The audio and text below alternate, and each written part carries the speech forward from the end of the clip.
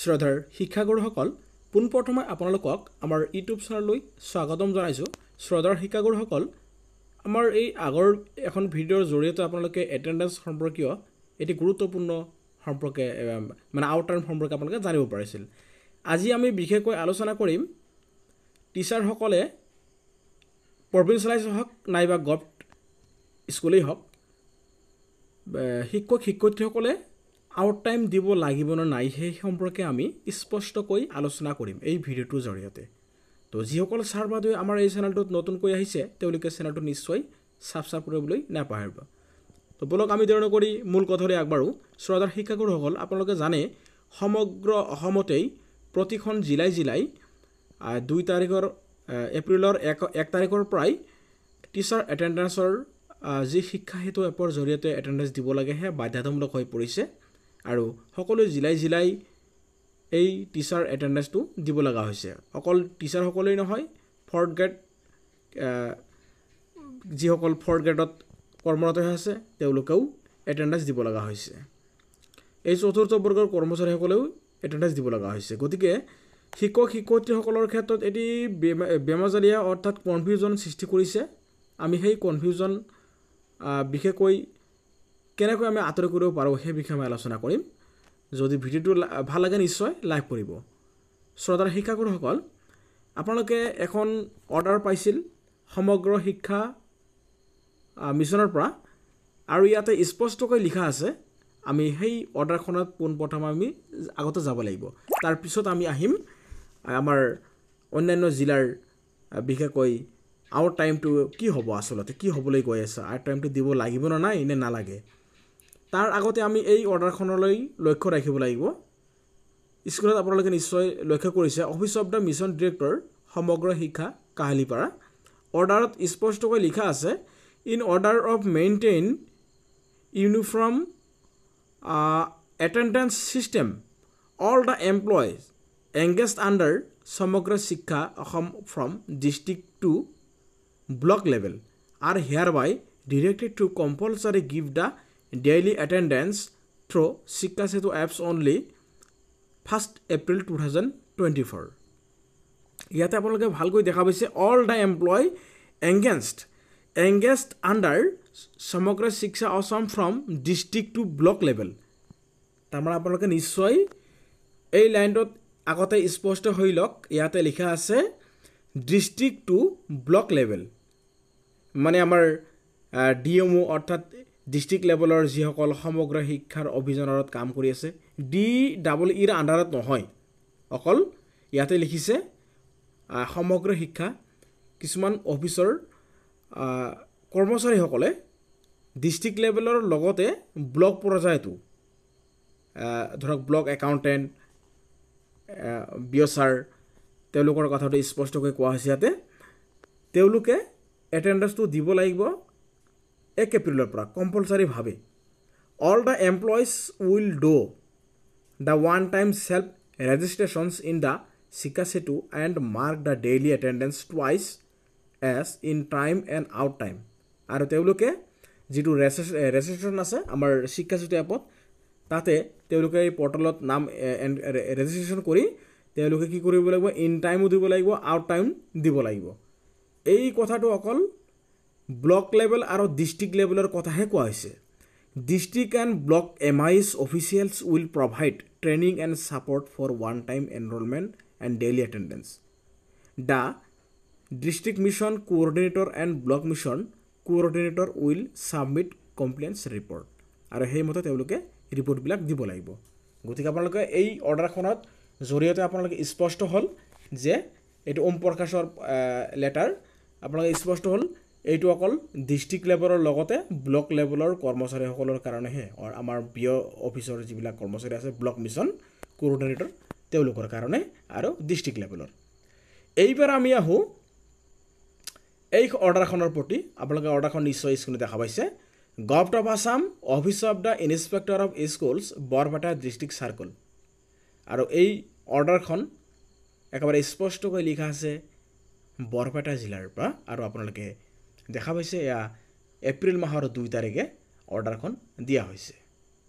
আৰু এই অৰ্ডাৰখনত যি গুৰুত্বপূৰ্ণ ইনফৰমেশ্যন আছে সেই বিষয়ে আমি আলোচনা কৰিম।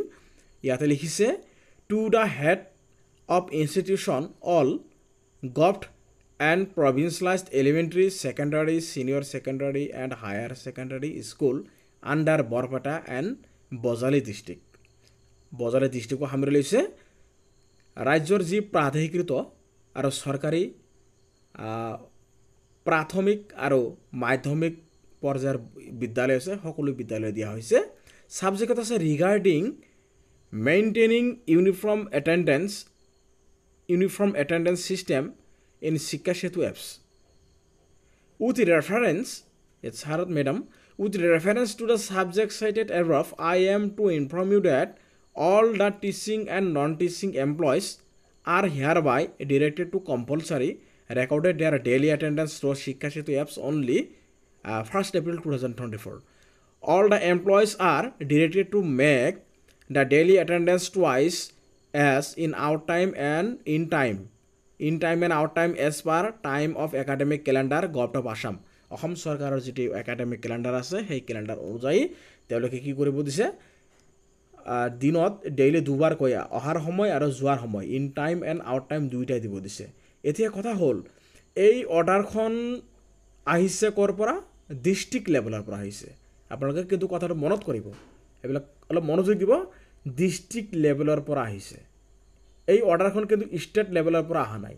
ষ্টেট লেভেলৰ পৰা আহিছে ক'লৈকে ডিষ্ট্ৰিক্টলৈ আহিছে আৰু ব্লকলৈকে আহিছে। তেওঁলোকক মেইনটেইন কৰিব দিছে তেওঁলোকৰ অফিচিয়েলভাৱে। কিন্তু এতিয়া এই কামটো কি কৰিলে অফিচৰ মানুহবিলাক আকৌ কি কৰিল শিক্ষকসকলক সাঙুৰি ল'ল। গতিকে শিক্ষকসকলক সাঙুৰি লোৱাটো কিমান যুক্তিসংগত বুলি ভাবে আপোনালোকে এই অৰ্ডাৰখনৰ জৰিয়তে আপোনালোকে হাঁহিব নে কি বুলি ক'ব আপোনালোকে নিশ্চয় অনুতাপ কৰক। সেই বিষয়টো এক প্ৰকাৰ হাস্যকৰ যেন লাগিছে। কেনেকৈ হাস্যকৰ লাগিছে সেই বিষয়ে আপোনালোকক প্ৰমাণ সহকাৰে মই দেখাম। তলত চাওক, ইয়াতে লিখিছে this is for your information and necessary action your sincerely inspector of schools Barpeta district এনেকৈ লিখিছে। তলত চাওক, এইটো হাস্যকৰ বিষয় ইয়াতে লুকাই আছে। কপিটো আপোনালোকে স্ক্ৰীনত দেখা পাইছে। কপিটো 1 নম্বৰত আছে the Secretary to the Govt of Assam Department of School Education for Favor of Kind Information. এইটো তেওঁলোকে ডিষ্ট্ৰিক্টৰ পৰা ক'লৈ কপি কৰিছে একেবাৰে গভট অফ আসামলৈ ছেক্ৰেটাৰী গুৱাহাটীলৈ তেওঁলোকে ফৰৱাৰ্ড কৰি দিছে। লগতে ইনফৰমেশ্যন কপি কৰিছে the mission director Samagra Shiksha Assam for favour of kind information. তেওঁলোকে মিছন ডিৰেক্টৰ সমগ্ৰ শিক্ষালৈও তেওঁলোকে কি কৰিছে এই অৰ্ডাৰখন কপি কৰিছে যে আমি এনেকৈ শিক্ষকসকলক আমি তেওঁলোকক অহাৰ সময় আৰু যোৱাৰ সময়ৰ কাৰণে আমি অৰ্ডাৰ কৰিছোঁ। আৰু 3 নম্বৰত দিছে the district commissioner Barpeta for car information. ডিচিলৈ তেওঁলোকে বৰপেটা জিলাৰ ডিচিলৈটো দিবই লাগিব যদি তেওঁলোকে ডিষ্ট্ৰিক্টৰ পৰা যিহেতু বনাইছে। The district commissioner for car information ডিষ্ট্ৰিক্টৰ ভিতৰতে থাকিব। The additional district commissioner the BO all for information and necessary action and office guard file আৰু অফিচৰ ফাইলত এক কপিকা আছে। এতিয়া আপোনালোকে এই হাস্যকৰ বিষয়টো নিশ্চয় গম পালে। তাৰমানে যিটো দেখা গ'ল ষ্টেটৰ পৰা এতিয়ালৈকে টিচাৰসকলে যে এটেণ্ডেঞ্চ দিব লাগিব মানে অহাৰ সময় আৰু যোৱাৰ সময় দুয়োটাই যে দিব লাগিব সেই বিষয়ে কিন্তু এতিয়ালৈকে আজিৰ ডেটলৈকে অহাৰ লেটাৰ লিখিতভাৱে স্পষ্টকৈ প্ৰকাশ পোৱা নাই। একেবাৰে লিখিতভাৱে অৰ্ডাৰখন প্ৰকাশ পাইছে মিছন ডাইৰেক্টৰৰ পৰা, যিটো ডিষ্ট্ৰিক্ট সকলো ডিষ্ট্ৰিক্ট লেভেল আৰু ব্লক পৰ্যায়লৈকেহে আহিছে যে ব্লক আৰু ডিষ্ট্ৰিক্ট লেভেলৰ কৰ্মৰত কৰ্মচাৰীসকলে ইন টাইম আৰু আউট টাইম তেওঁলোকে ৰিপৰ্ট কৰিব লাগিব, তেওঁলোকক দিব লাগিব। কিন্তু শিক্ষকসকলে যে ইন টাইম আউট টাইম দুইটাই মাৰিব লাগিব সেই কথাটো আজিলৈকে কিন্তু অৰ্ডাৰ ওলোৱা নাই। তেওঁলোকে সদায় কি কৰিব লাগিব, টিচাৰসকলে ইন টাইমটো দিব লাগিব, আউট টাইমটো যেনেকৈ আপোনালোকে যোৱা বছৰৰ শিক্ষাবৰ্ষত যেনেকৈ আপোনালোকে পাৰ কৰিছে অকল ইন টাইম দিলেই হয়, ঠিক সেইমতে এতিয়ালৈকে আছে, আজিৰ ডেটালৈকে একেই আছে। পৰৱৰ্তী অৰ্ডাৰ আহিলে বস্তুটো সাল সলনি হৈ যাব, এইটো আপোনালোকে নিশ্চয় অৱগত হ'ব। কিন্তু ভিডিঅ'টোৰ জৰিয়তে মই এই কথাখিনি স্পষ্ট কৰি দিলোঁ, আপোনালোকক অৰ্ডাৰ একবাৰে প্ৰমাণ সহকাৰে মই দেখাই দিলোঁ। গতিকে ইয়াতে কনফিউজৰ কোনো কাৰণ নাই।